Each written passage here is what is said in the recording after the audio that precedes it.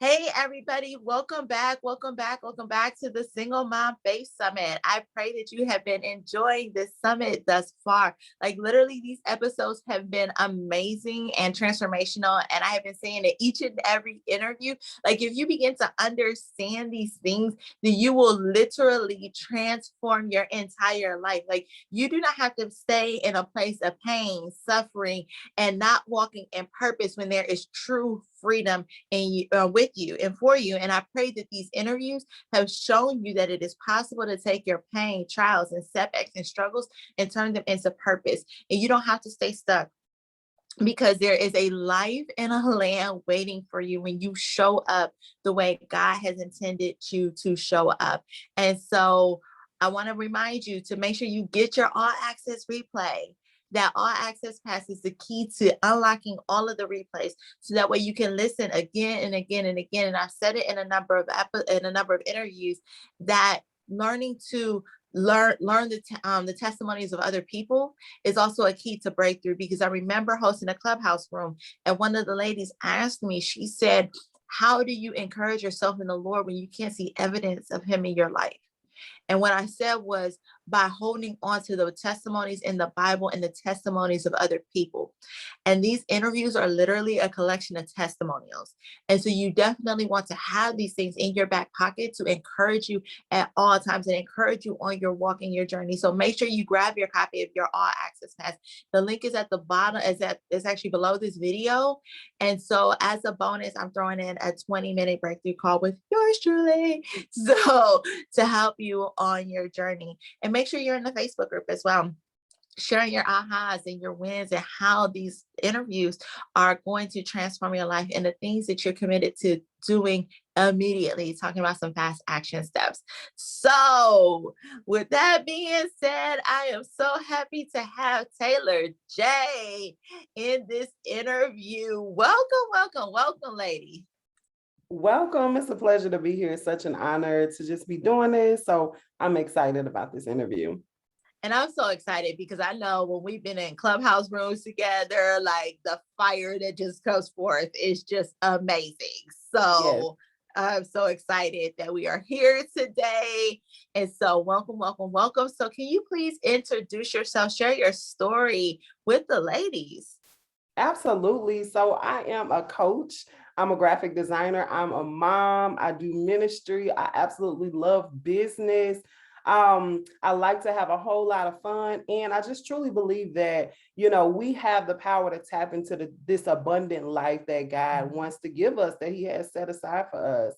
And so just growing up, I grew up in foster care. My mother was adopted. From the beginning, I knew that the enemy wanted to take my family and my bloodline out because her mother actually threw her away. She was found in a dumpster.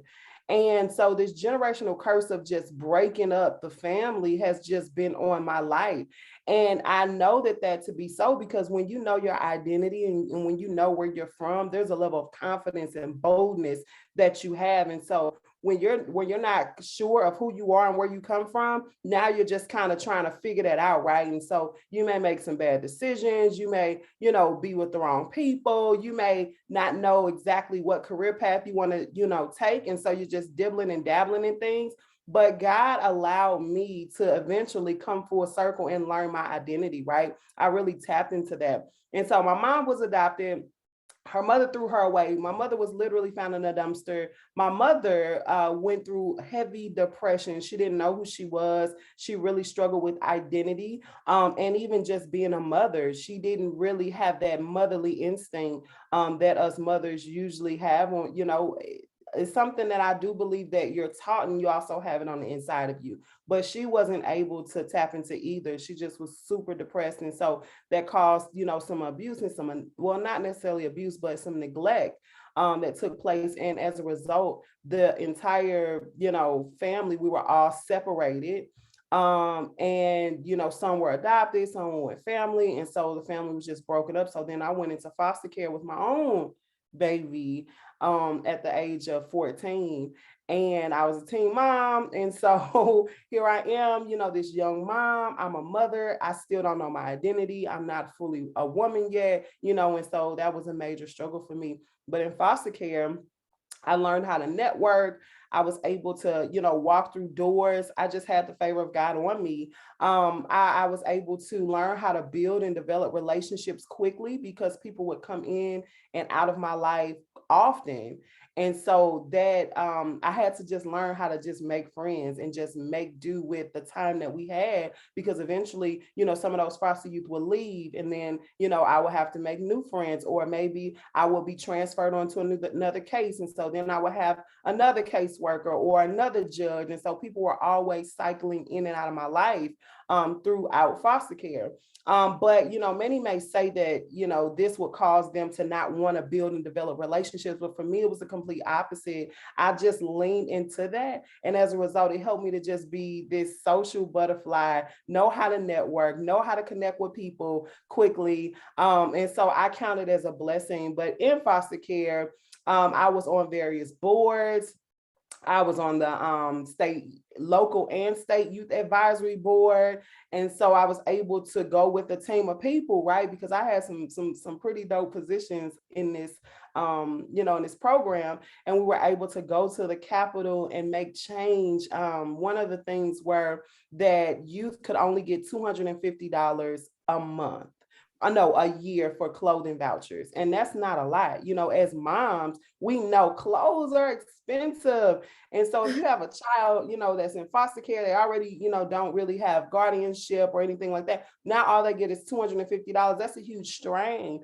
And so with that, clothes may be worn and torn. They may be bullied, talked about. They may not feel as confident, because clothes is a big thing in high school, right? The way that you look, that's a huge thing. And that's when you're trying to find your identity. And so when you don't have those items, it's detrimental. It hurts. And so we went to the Capitol and we fought for that. And so now those youth get so much more money now. They're able to get the things that they need, because if you break it down, $250 is not a lot for 4 seasons in a year. I mean, my baby is 2 years old. I have a little baby, and I have a daughter that's 18 in college. I know, completely started over, but I'm thinking, like, I just bought you clothes in December, and here it is headed into March, and now all your little jeans and little sweatpants are, kind of rising up. And so I'm like, man, I gotta go buy them some more clothes. And so just think about that. So I was able to go and work as a team with them and get laws changed and things. And so foster care wasn't necessarily it wasn't painful. It wasn't a huge struggle, physically, and I had stability only in my mind, though, right? I just always felt the need to want to belong. I just always had a strong desire of knowing and, where I come from, because I don't know my dad's side, and I don't know anyone past my mom. So all I know, my bloodline literally traces back to my mom, and that's it. And so I really struggled with my identity, although I was doing so many great and amazing things. After I got out of foster care, I was on my own. And in foster care, I got my own apartment, but then, I transitioned out, and I knew how to live as a mom, as a woman, and pay bills, and, keep a car and things like that. But I was still struggling with that identity piece on the inside of me. And so just being transparent caused me to just, hook up with men, get all the wrong friends. I would just take on all these different opportunities. And I say now that in my 20s, right, I literally, I went in, I went so hard. I did so many great and amazing things. And I also did a lot of bad things, right? Things that wasn't so good for me. But it really taught me a lot. Now, I'm not saying go and make all the mistakes, because it's painful and you got to deal with that trauma later on. You have to recover from all of that. But just think about your life now, and don't be afraid, right, to take on new opportunities. Those things I do not regret. Those things didn't cause me a lot of pain and trauma, right? Just trying different businesses and, networking and doing things on the business and ministry side. But with me trying to find my identity in the world, with people and men, that caused a lot of pain and a lot of trauma that I, had to overcome and get over, right? And God never intended for us to struggle. He never intended for us to be mishandled and abused. He never intended any of that for us. But once you find your identity, you're less likely, right, to just accept any old thing or any old body into your life. And one of the biggest things was not just the pain and the trauma that I suffered and endured, right, trying to find my identity, but I wasted so much time. There are so many things that as I look back, I'm like, man, those people and those things were time killers, right? And many times we're just, walking through life and we're just trying to make ends meet. But then, we want to just step out and we want to be loved and we want to feel like we belong and we're looking for our identity. But a lot of times, if you're not, tapping into the right people and doing the right things, you'll waste time. And so Absolutely. don't waste time, be mindful of that because you cannot get it back, right? And so as I, got through my 20s and went through all this pain and trauma, at this point, I have 3 children, right? And I'm like, man, I find myself sitting in the same hot seat that my mother did, right? I lose custody of my children, right? And so I'm like, surely I can't be called a generational curse breaker. Surely, I messed this all up for my family and God is never going to use me again. But in that, I was able to regain custody and, rekindle that. And God really regulated my life. So there were people in my life that had to go because they weren't standing with me, although I was serving in the church and doing business and doing all these great things. And everyone would always say, Taylor, you're such an amazing mom. When it was time to stand in court with the wrong people, they wouldn't advocate for me. They It was didn't advocate for you? no, it was so strange. Yeah, because these were the people that I would be around. They would keep my children. It was like this was my family, right? A family that I created and developed because, I didn't really have much family other than my siblings, and we were all still separated at this time. These were people that I considered family. But when it was time to go stand in court, they really proved themselves to not be family, to not be for me. And so it wasn't even that they said horrible things, it's just they didn't say anything at all. And if you are a mother fighting for custody or in or a father or anybody in any aspect with children, you need people that can open up their mouths and advocate for you. Saying nothing at all is saying a lot, right? And so I remember just sitting in that courtroom and they wouldn't even speak up for me. It was so strange. But after, they would still try to affirm me before they were affirming me. But in court, when it was time to, speak to the judge, they would not stand up for me. And as a result, my boys had to go live with their dad. My daughter did come home. I really fought for her. I said, you know what, just let me have that one. And so I really fought for her and I went to God about it. And that was a huge battle, but I had to get into new environments. So in this season of my life, my church changed, my job changed, everything around me changed. I even didn't even have my iPhone anymore. God, he put me in a season of Android, right? Like seriously, everything changed and I was so uncomfortable. But what I realized was that I had to lean into the uncomfortability, right? Because we're looking for comfort, we're looking to, feel safe and secure. But, meeting new people and getting into new circles was uncomfortable. I'm like, do I belong here? The language is different. These people dress different. They love different. Like they were really, reflecting the love of God, and it was foreign to me. So I'm used to kind of chaos, and you got to go through pain in order to receive love. It was just a mess.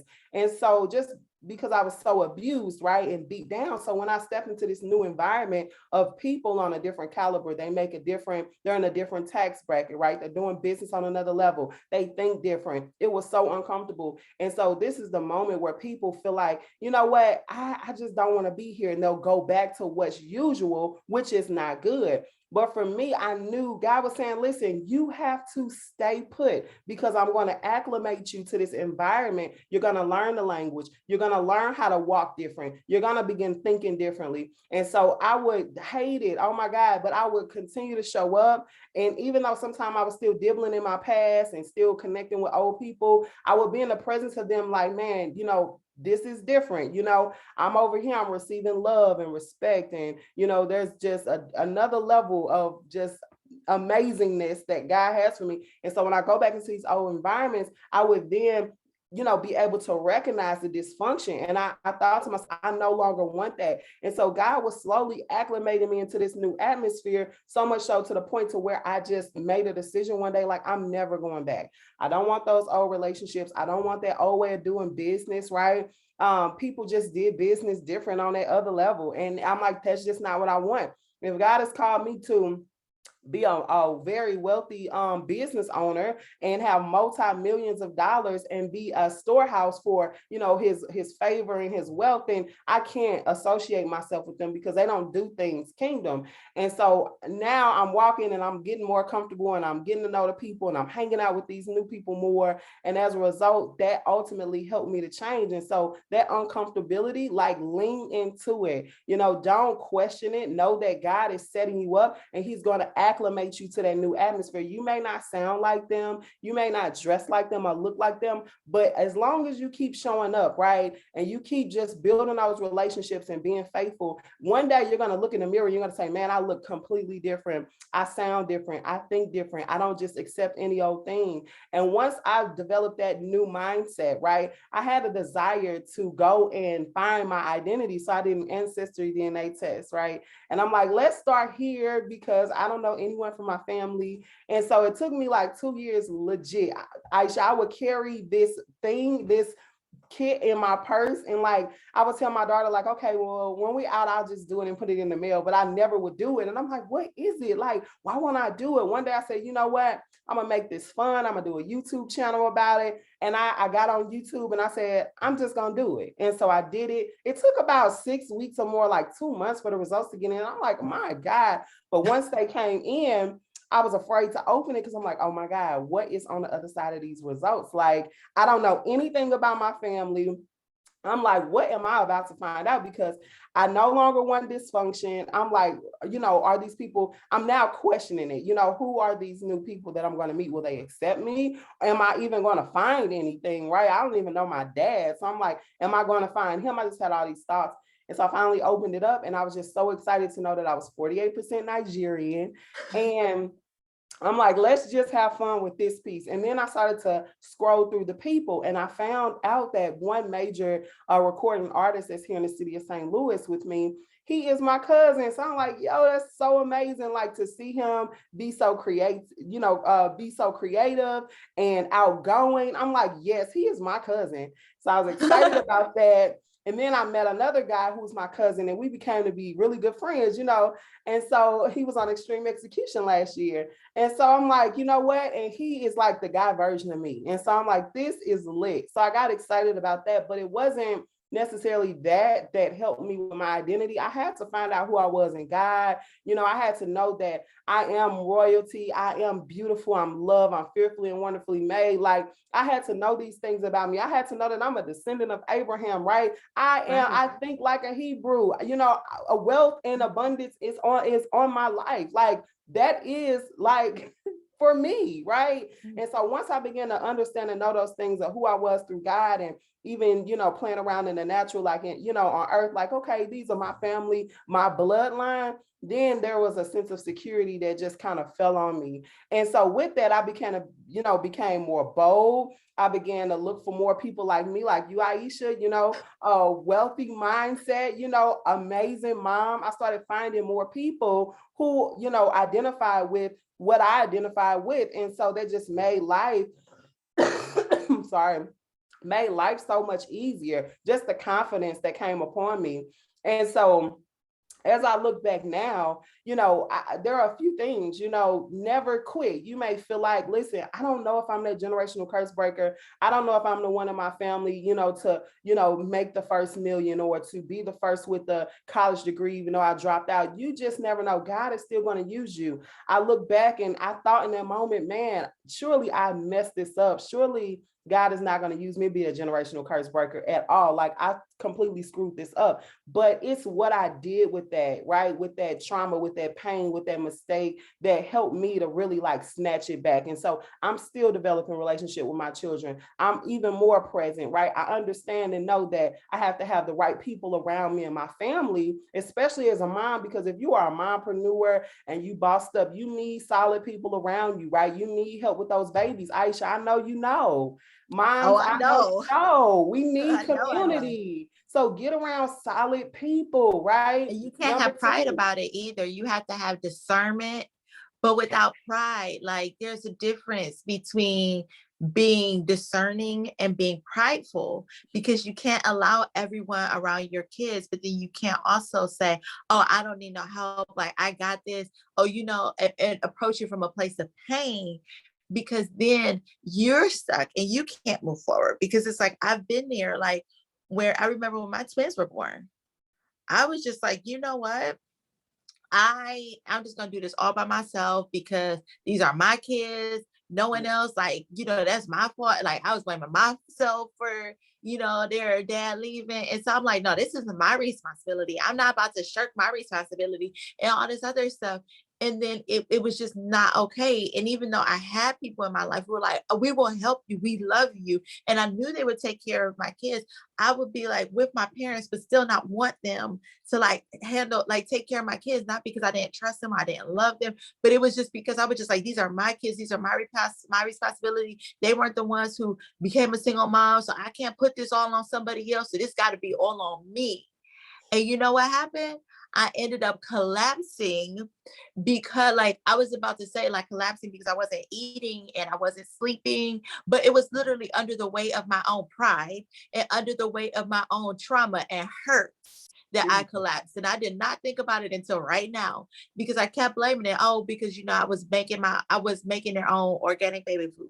I was just like, I'm not going to give them that store-bought stuff, right? Because good moms don't give their kids store-bought stuff. So I got to be this super mom because their dad left.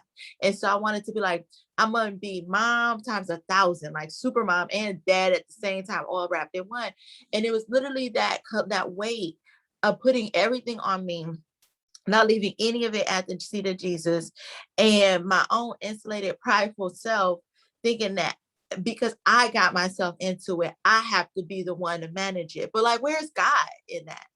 And yeah. God does not call us to be in isolation. God calls us to be in community with one another. Like even if you look at that verse, Ecclesiastes, a lot of times people reference that in terms of marriage, but really it's about building community, because we're not meant to do it by ourselves. Jesus sent the disciples out 2 by 2. When did Jesus send the disciples out by themselves?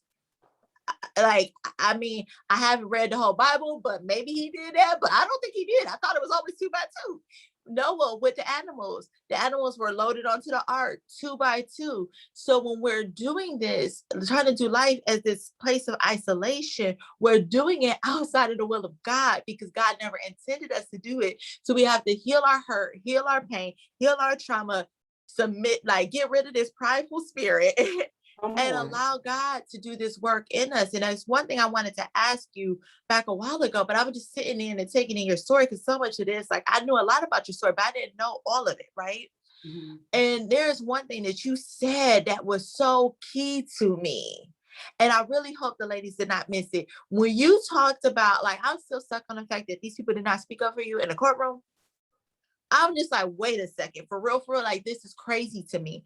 But and I want to ask you this because I know how I handled a similar betrayal, because I'm like, that was betrayal, right? That was Yes, straight betrayal yes. to you. And I've dealt with betrayal from people. And I love how you took it and you did not allow it to break your faith in people.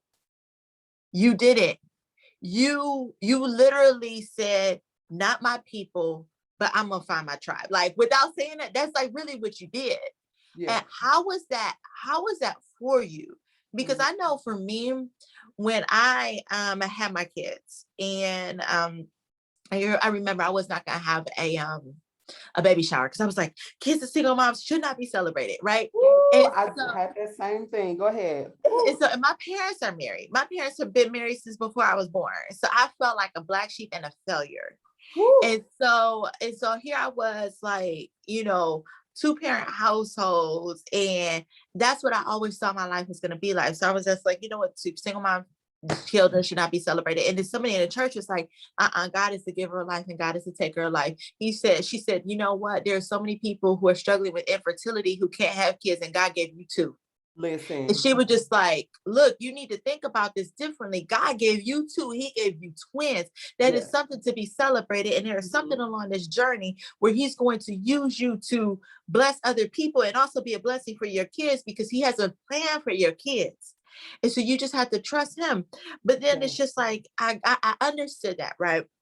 But then when my friends started gossiping about the paternity of my kids and started laughing about the fact that I was a single mom, and it got back to me, Jesus.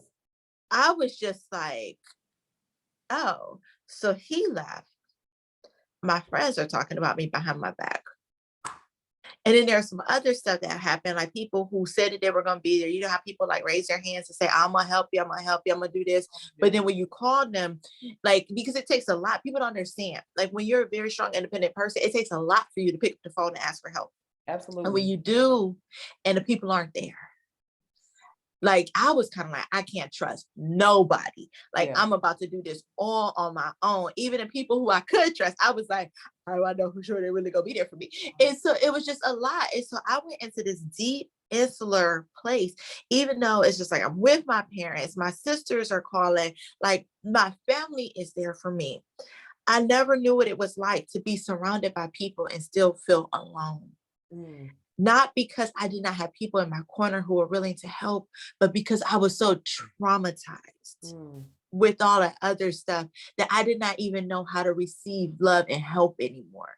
And so for you to be able to just handle that totally differently, I'm just like, how did you do that? How were you able to just continue to just pivot and really say, not my people, but God's going to send me my people, and walk in that after dealing with such betrayal? Because I know there's got to be somebody listening right now who is like, I had been betrayed and I don't even know how to help people, trust people anymore, and allow myself to be helped anymore.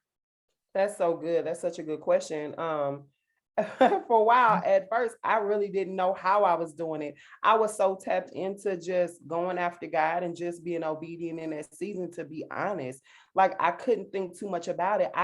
Because I was already conditioned right through foster care to just keep rebuilding and renewing relationships. Although I desperately desired stability with relationships and longevity with relationships, that's why, I kept developing bad relationships, right? Because I was looking for that.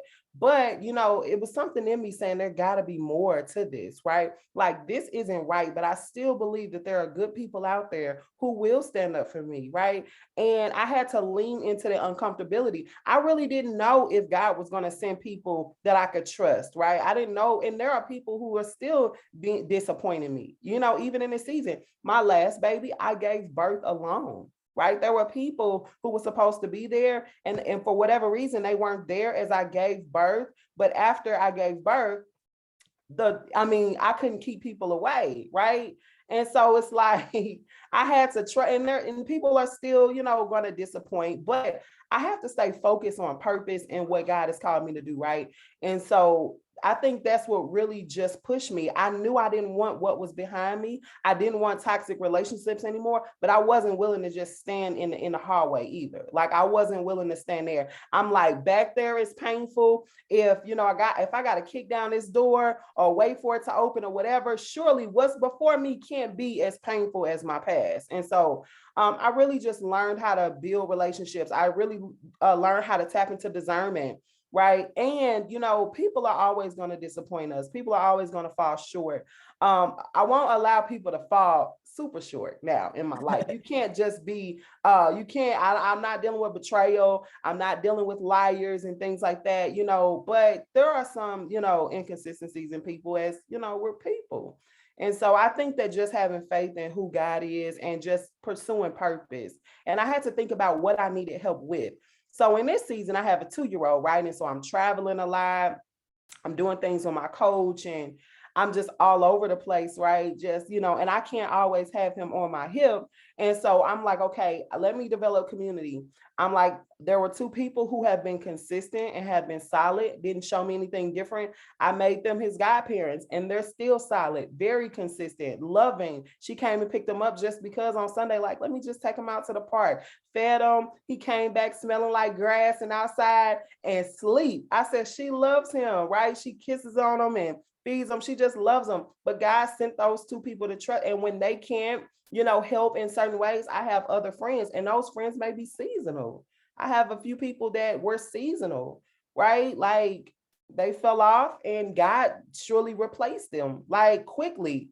I said, wow, you replaced that one real fast, God. And so you just have to know, what season you're in and exactly what do you need help with. Now I'm thinking like, man, I need more help around the house, right? And so I'm thinking of ways to do that. So there's like, little apps that you can download and hire somebody for $20 to come for an hour or so, hire, one of your friends' kids, or barter. Right. So if you and I were living like, look, girl, today just a bad day. And if I could just keep your kids and you could do the dishes, let's just do that. Because I ain't got energy for both. You have to know what you need help with. And that's why community is important, because you can barter and help one another. There's no reason why any single mother should be feeling drained when there are other single mothers who, feel the same way, who can assist. So And I love it. And I love what you were talking about, building community. And one thing I want to get back to what you were talking about is you were talking about your identity.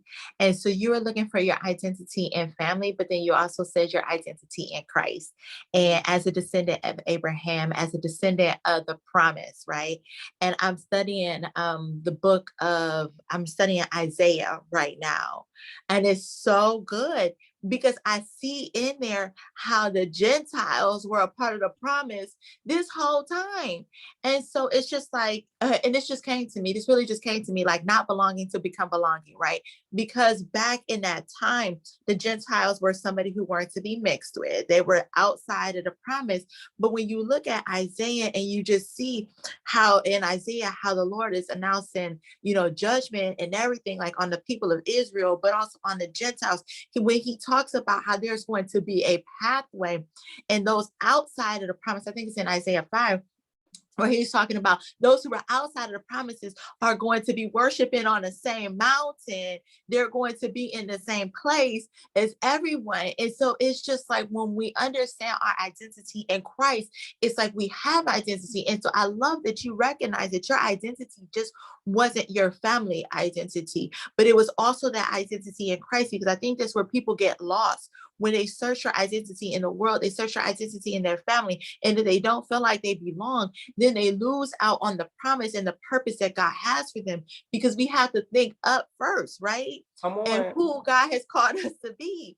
And that has been like a super pivotal place of my own healing. And it's so refreshing to have this conversation because we've known each other now for like almost like a couple of years. Yeah. It's been a while. And Mhm. so for me to be able to even see how different you show up between the time when we first met to the time now, it's like I see God's hand on you. I see God's grace on you. I see God's favor on you. I see God's transformation on you. And it's just like literally a walking testimony of God's redemption and beauty, and just how he just turns things around. And it's so wonderful. And so, and I think about how identity has been uh, pivotal. I said that we're all wrong. Oh, I do Pivotal all the time. in, in my own life. You know how you say so, you're like, that didn't come out I can't say right. In creativity. your Create. That's a hard one. so it's been pivotal in my own life. How it's like once I started studying the scriptures and started digging into the word of God and understanding who I am in Christ, it's like I stopped looking for affirmation from other people. And this is going to be sounds so crazy. I remember I was telling my therapist this, and I was just like, because I had posted about how I slipped on ice and fell down the steps, right? And I had told my therapist, I was just like, you don't understand. Like when I got back up, I felt like I had been rebaptized. Like it makes no sense. It makes no sense. But it was so clear to me. And I'm not saying anybody needs to slip on ice and fall down the stairs. Like you do not need that to get your breakthrough. Please don't be hard-headed, okay? Because God kept me. God kept me. And so I say that because it was so vivid to me Mm. that when I fell, the way I fell should have landed me in a hospital. Wow. And it was nothing as I was falling. It's like I knew I was not falling in slow motion, but I had this distinct feeling that I was not falling at the rate and speed that I should have been falling, even though I knew that I was not slowing down. I Mhm. knew that there was something bracing my fall. So yes, my back hurt. Yes, I had a scar, still have a scar on my hand from when I fell and hit the ground. But I knew something was pivoting me so Mhm. I did not fall the way I should have fallen. And there's Mm. a word right there, right? Oh, there's a word right there. Come on and say Some it. of you have fallen in life, Mm. but the way you feel like you got hurt, because you did get hurt, Yeah. but you did not get hurt the way you should have got hurt if God's That's so hand good. was not on Mm. you, because there are angels surrounding you, reorienting you, just like they reoriented me when I fell. So when I fell, my back didn't catch the whole blow. And that's a word Mm. right there. Your back didn't catch the Come whole on. blow. So my hip and my back hit at the same time, but also the Lord tucked my head in. So my head did not hit the other step. The way I fell was like this, but when I landed, I was like this. So my head never hit that back step, because if my head hit that back step, I would have been out. I would have been out, but I was able to stand up again because in the midst of my fall, the Lord reoriented me. So I did not fall the way I should have had if the hand of the Woo. Lord was not on me. So I'm saying this right now to somebody listening to this. You might have fallen and you might have scars, because if you look at my hand, there's a scar there from when I fell. You might have scars, but you did not fall the way Jesus. you would have fallen if the hand of the Lord was not on you. That's so And good. so I need you to understand that right now. Understand that, internalize it, because this is like, I've never really been fully able to articulate literally why, when I got back up, I felt like I had been baptized again. But Mm. it was that message was in my spirit, and I knew it instinctually. When I got back up, I did not fall the way I should have fallen. And because I did not fall the way I should have fallen, I did not hurt the way I should have hurt. That God had a purpose and a plan for me to not just allow me to get back up, but to allow me to get back up with minimal damage, to be able to walk forward in the purpose and plan that He had for me. And I can tell you right now, I walked differently when I got back up, because I knew that Come I on. had been spared. I knew that I had a second chance. So it felt like a new baptism moment, because I knew that I had new life. I knew that I should have been in that hospital, but I wasn't. And because I wasn't, that God had a purpose and plan for me. And it was up to me to now run the race that God had for me, and to stop shrinking back, to stop playing small, to stop shutting up when the Lord told me to speak loud, to stop hiding when the Lord has called me to stand, come forth. Because I'm going to tell you right now, this word is just coming to me. When Lazarus was raised from the dead, Woo, come God, on. Jesus said, come forth. Lazarus did not stay in that cave. They did not have to go into the cave to get Lazarus. He came forth. But what he needed community for, and what Taylor was talking about with the community for, was to take the bandages off of him, Come to take the on. grave cloths from him, because Jesus said, loose that man, loose him. And this is Awesome. what we need community for, because sometimes we can be stuck in our own grave cloths of trauma, and we need a community to come around us to loose the grave cloths of trauma, to see new life, to get new hope, so we can walk forward. Lazarus didn't run back into that grave. That grave, he did not. He did The not. grave was not under the ground like it was that we're used to. It was like in mountainsides and stuff like that, little caves, and they put a big like rock around it, right? In front of it, so That's people can't it. get in and out, right? So it wasn't under the ground. He did not run back into that grave, pull the rock up in front of it, and stay there because he thought, oh, I had been dead before. No, he recognized the life that he had in front of him. He recognized the second chance that he had, and he did not take that for granted. That's And so so this good. is why I felt new when I woke up, when I got back up again, because I knew that I had a second chance at life, and it was up to me to take advantage of it, or I could Woo. squander it. And so I'm telling you right now, the betrayal that I've been through in life, the hurt that I went through in life, the Lord told me, he was just like, you are not in the fiery furnace. Get off the edge. The edge is where people die. Get Come off on. the edge. But I did not want to let go of my pain because the pain became comfortable. The pain became the thing that I thought was the thing that protected me and to keep me safe, but it was not. It was bondage. It was bondage.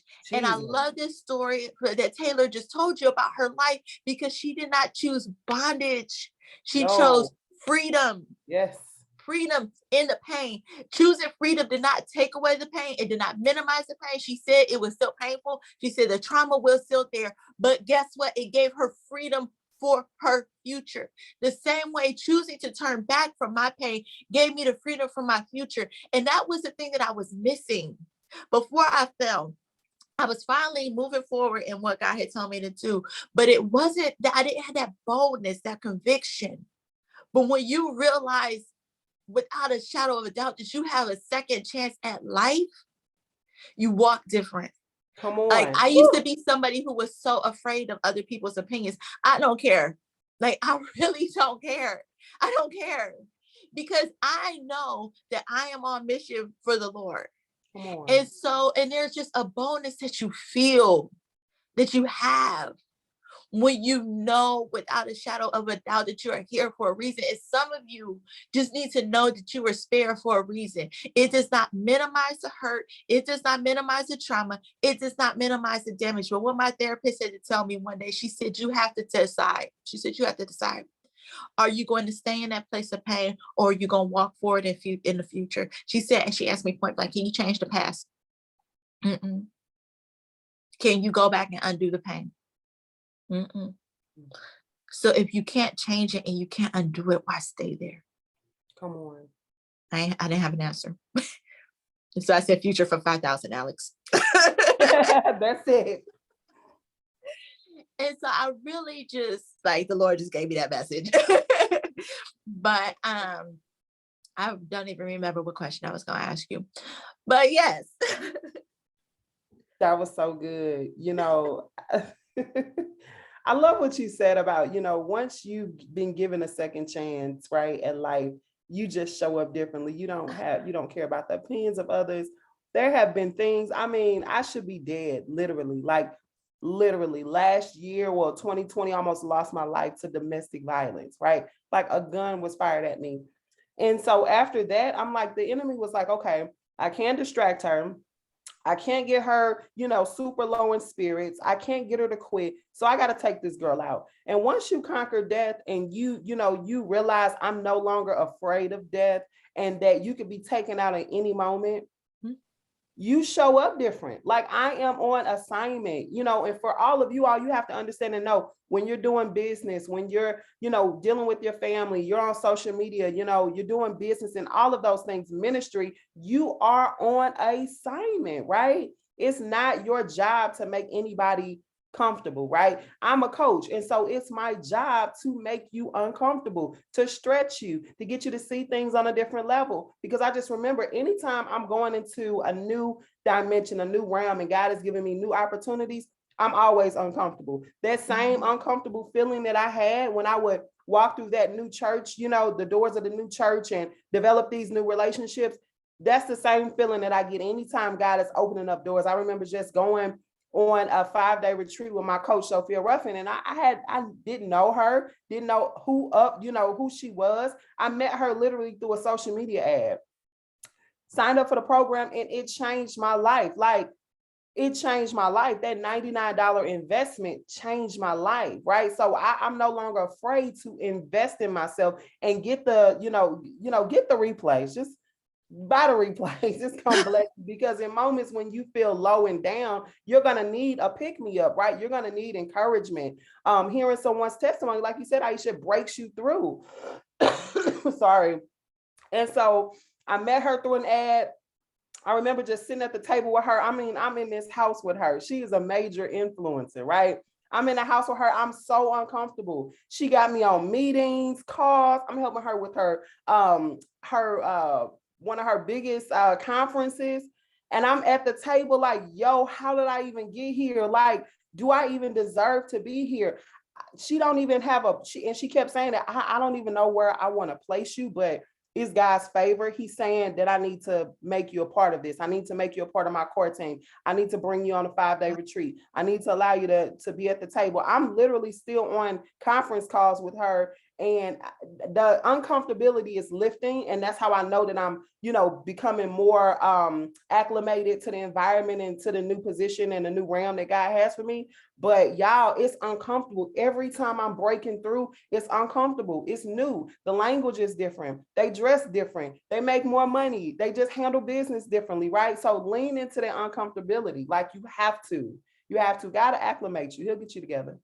God will acclimate you. He will get you together. He will. That's a word.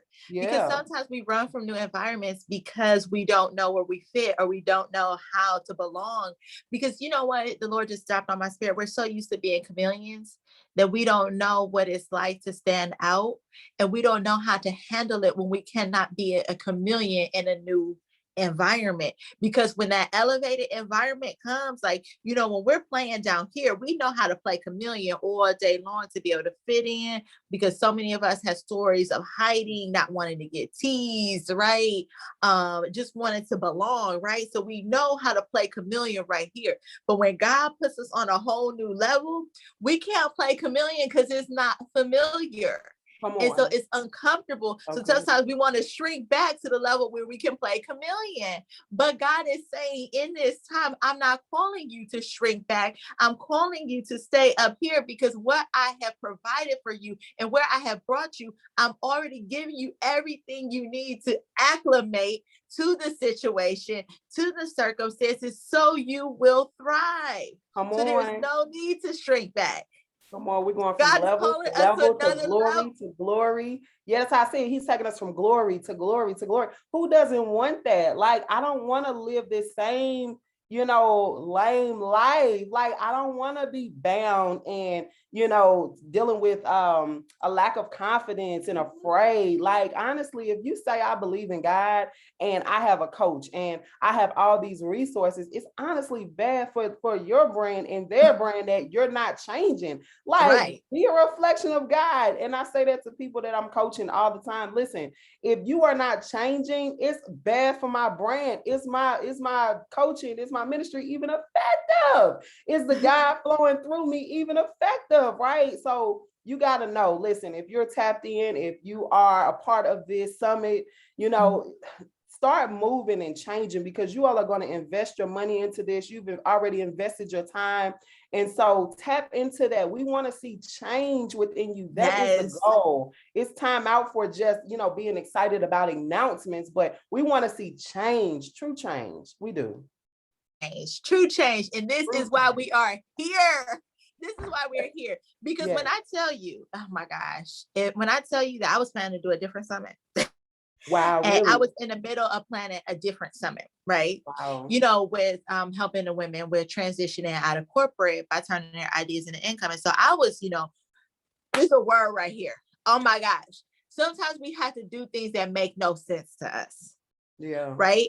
Because I'm sitting up here, coming off this excitement from my Transition Like a Boss workshop, where I'm helping the women create their exit strategies from corporate. And I'm like, I'm about to do a summit to help these women take their exit strategies and turn it into corporate. I'm just about to do a whole summit. Y'all better not steal that idea. I'm still going to do it. But the Lord said, no, I want you to do a face summit, and you can't change the date. Because I was just like, oh, I need more time. You having me start over in the middle of planning. I need more time. He said, oh no. I said, excuse me? He's like, no, you're going to have the same date and a different topic, and you're going to talk to the women about faith. Wow. And I was like, okay, God. But I trusted him, and literally he gave me all the speakers. He gave me all the provision, everything, like the stuff that the enemy is trying to throw off with, like, just other stuff in the background. The Lord has just given me the grace to conquer it all. Because one of the things that he was starting to reveal to me is that you can't talk about creating your exit strategy from corporate. You can't talk about turning your idea into purpose. You can't talk about turning your idea into income. You can't talk about walking in purpose if you don't have faith in Come the on. God who created you. You can't. And so he started to show me this. And he was like, you have to pivot to let these Mhm. women know that they can't do it without him. They can't do it without faith. It's too many people have been broken and do not believe that God's purpose is even true for them anymore. So good. That is so good. And it's just like with each interview I do, it's becoming clearer and clearer and clearer and clearer. That you have to have faith first You do. because people got ideas for days. But without faith, that idea will stay an idea in a notebook. It won't go out into the world. And what the Lord needs, especially at this time, we've been in end days since Jesus died on the cross, right? Come on. I'm like, when is the real end day? It's been a long time coming. Yes. But what we need is we need souls to come to Christ. What we Yeah. need is for people to get on assignment for Christ. What we need is for people to break the shackles of the enemy and move forward in purpose. And none of that will happen Yeah. without Christ. Yeah.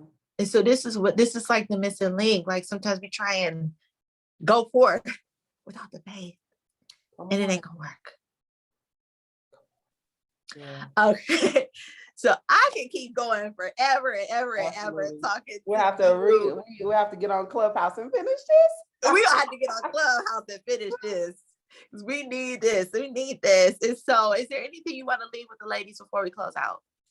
No, I just really know your identity in Christ. Know that you are a descendant of Abraham. Abraham was the father of faith, and he was crazy and obedient to God. Like It's he crazy knew obedient. God. Yeah, I mean, he knew God's voice, and he was obedient no matter how crazy it may have sounded. I mean, he walked his son up, his promised baby up to a mountain, right? But thank God there was a ram in the bush. But just know that the things that God is calling you to do won't be comfortable. He's stretching you, he's growing you. In order to go from glory to glory to glory, it will be uncomfortable, right? But God is going to acclimate you, and he's going to keep taking you up. And it's just going to have to be that you have to know that, yes, it may be painful, but I want to be obedient, and I desire to have a new life in Christ, and I deserve to have this abundant life that he has set aside for me. So I'm going to just do whatever it is that he called. And it's bad for the brand if you're not changing and growing. So please grow.